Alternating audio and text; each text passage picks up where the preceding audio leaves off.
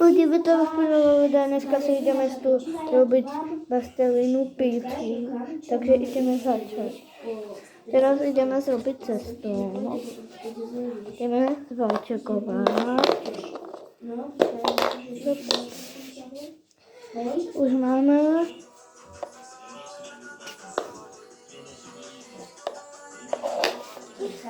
Či niečo mi pôjde zle.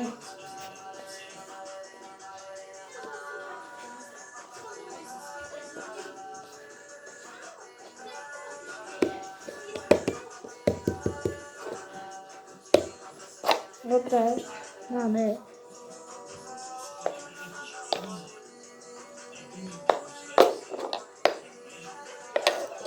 Už máme cesto ako hore. Volky teraz. Teraz ideme zrobiť dielky. Salámky. Niečo zlé.